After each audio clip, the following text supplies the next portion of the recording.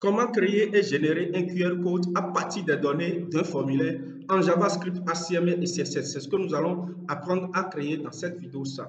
Bienvenue sur Ronald Dev. Pour ceux qui ne me connaissent pas, je suis Robert, je suis développeur et formateur. Et sur cette chaîne, nous parlons de la programmation, nous parlons des technologies, de l'informatique, nous parlons du codage, nous parlons du développement des projets. Et dans cette vidéo, je vais vous apprendre comment rapidement, en quelques minutes, vous allez pouvoir générer un QR code, un code barre à partir des informations que vous allez faire entrer dans un formulaire. Voilà. Donc, rapidement, je vais vous montrer la démonstration. Je viens ici, je réactualise ça et je tape ici, par exemple, Ronas Dev.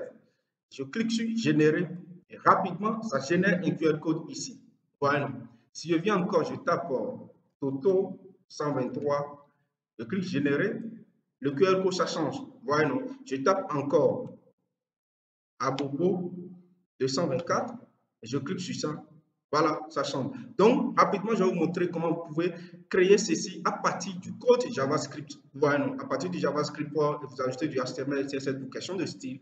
Donc, ça, vous allez pouvoir faire ça, intégrer ça dans vos différentes applications. Pour les applications et du commercial, voilà, pour des sites web d'entreprise, rapidement. Donc, qu'est-ce qu'on va faire? Je viens ici et je vais créer un dossier que je vais nommer ici QR code app. Voilà. On vient ici, on lance ça. Donc, ouvrir avec code. Je vais ouvrir ça rapidement et c'est tout. Donc, je viens ici, on va créer le fichier HTML. Donc, je mets ici index.html. Voilà. Style.css. Et après, scriptor.js. Voilà. Donc, je reviens ici. Je lance ma page HTML ici et je dis ici Ronas QR code. Voilà.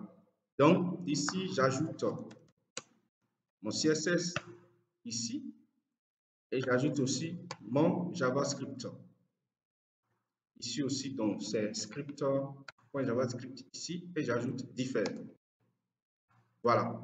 Donc, une fois que tout est propre, maintenant, on vient ici et je vais vous montrer pas à pas comment nous allons rapidement créer ceci, cette interface rapidement. Voyons.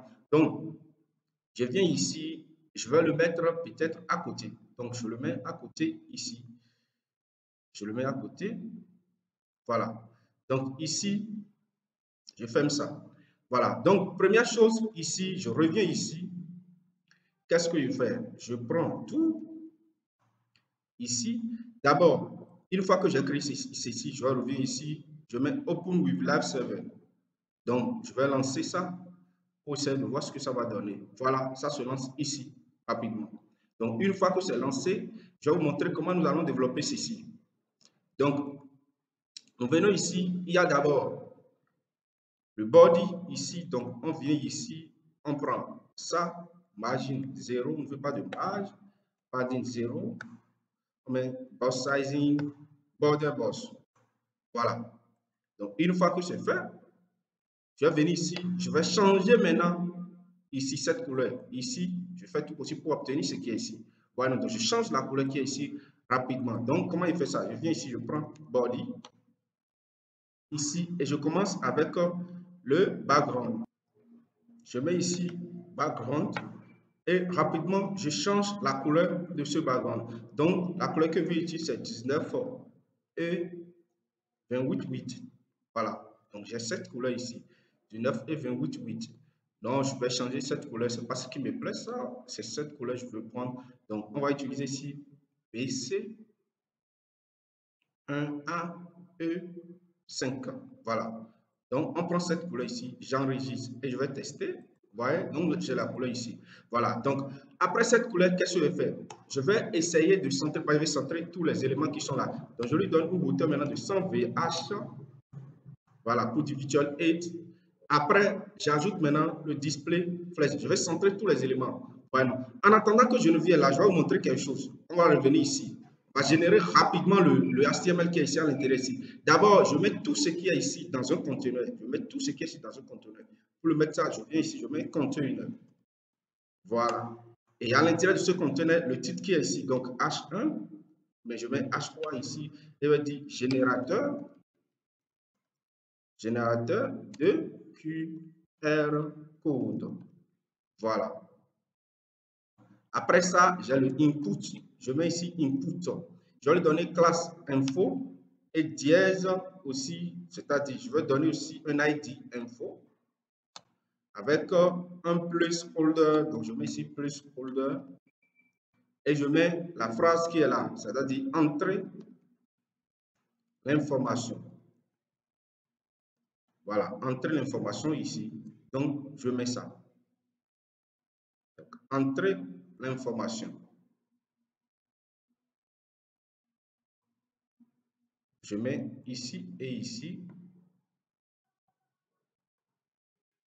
Et je mets entrer. Voilà. Donc, entrer l'information. C'est propre. Donc, une fois que j'ai fait ça, ça reste quoi? Je viens ici. Ça me reste maintenant le bouton qui est ici. Donc, je mets ici button. Je donne une classe BTN, un ID aussi BTN. Voilà. Et le type, c'est submit. Type égale submit. Voilà. Et là, je mets simplement générer. Voilà, pour ce bouton. Et après le bouton, il y a cette partie où je vais mettre l'image. Donc, l'image qui est ici, vous voyez, donc du QR code. Donc, je mets ici IMG et je lui donne une classe QR IMG. Avec ici aussi QR IMG. Voilà.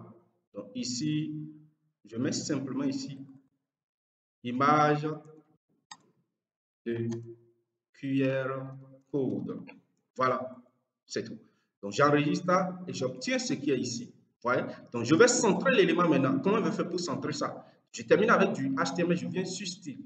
Donc, ce qui est ici, je lui donne une hauteur 100%. J'essaie de centrer tous les éléments qui sont dedans. Donc, je mets ici display place et justify content center. Et là, item aussi center. Voilà.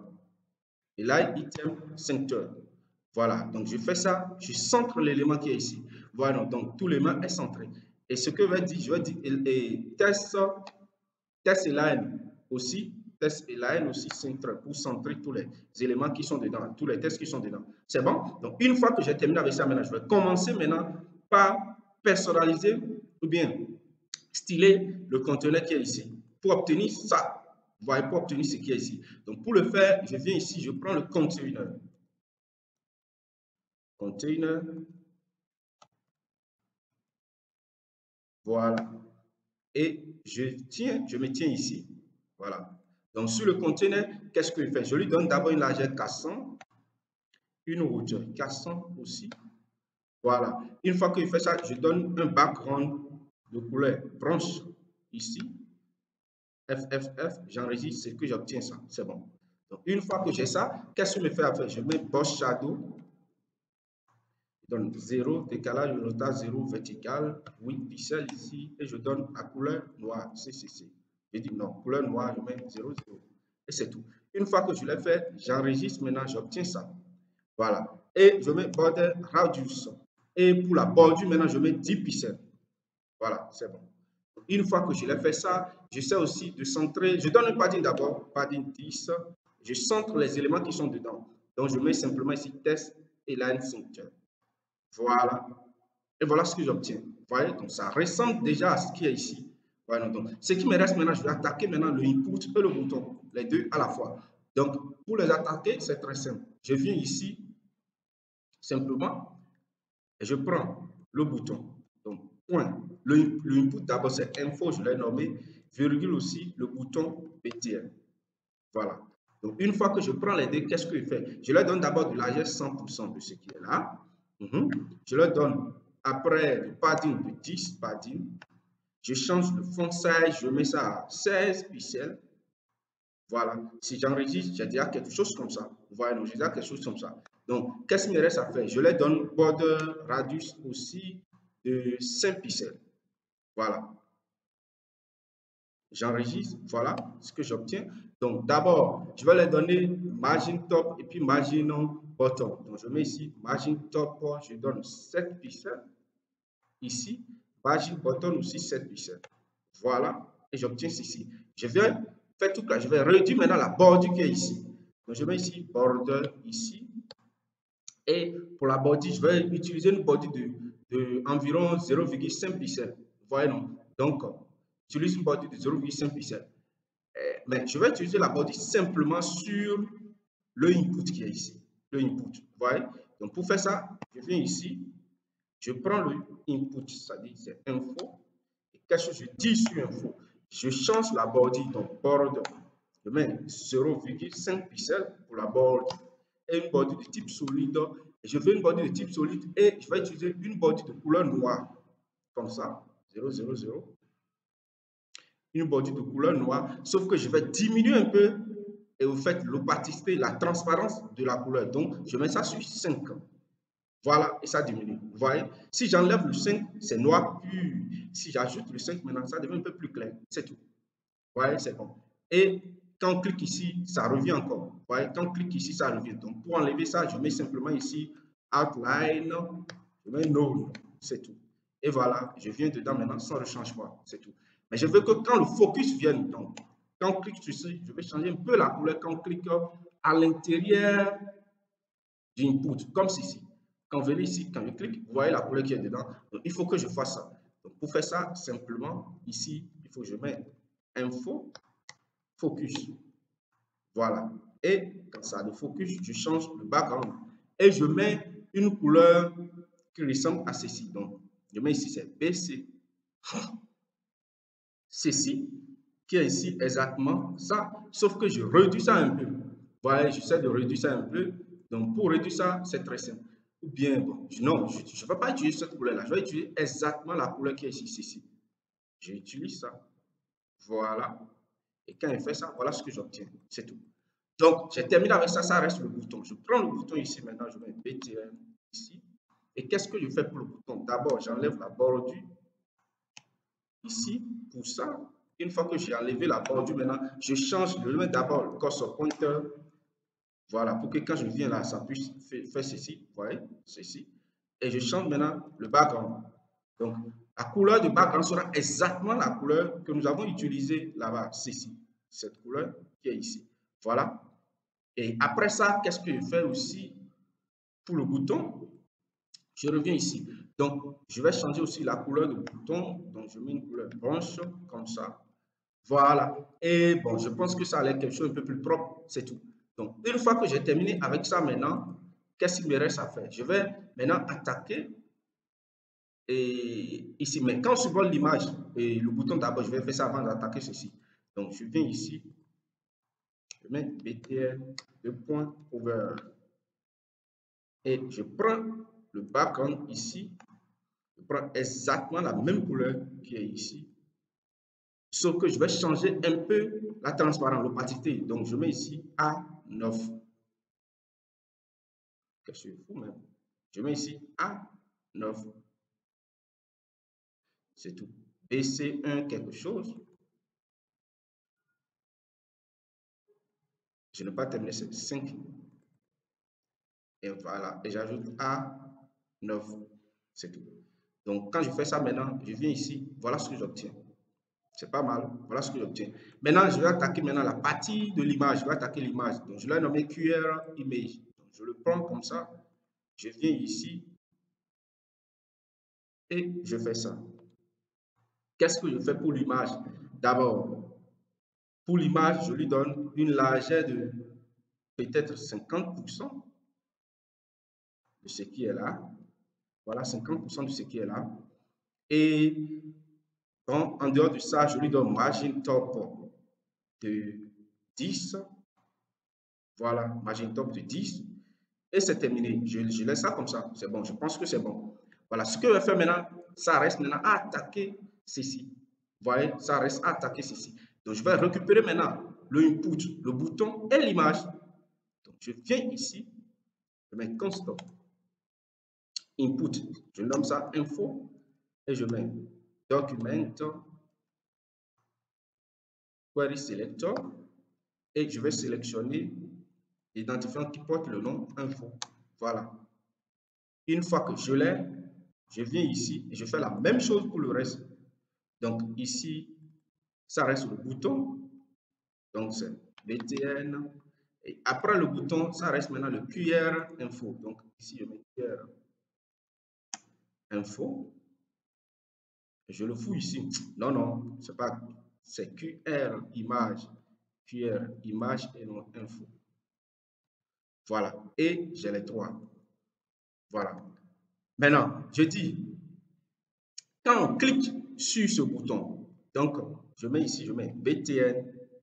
Quand on clique sur ça, Add Even Listener, qu'est-ce que je fais? Donc, clique sur ça. Quand on clique sur ça, je viens ici, qu'est-ce que je fais?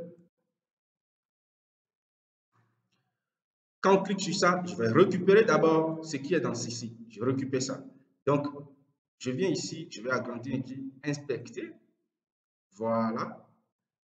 Voilà. Je le place ici. Je récupère l'information qui est dedans.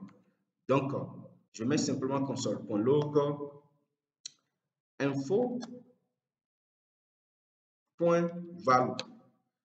Ce que je peux faire ici, je peux juste venir ici, mettre constant.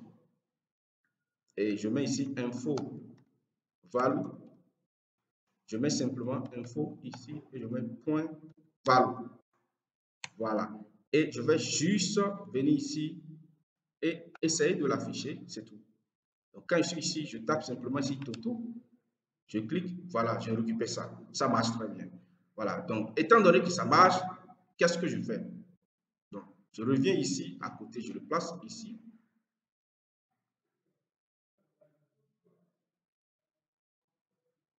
Voilà. Donc, je fais quoi? Je vais tester d'abord si la valeur n'est pas vide. Donc, je viens ici, if dot info value. S'il n'y a pas de valeur dedans, qu'est-ce que je fais? Je mets juste alerte.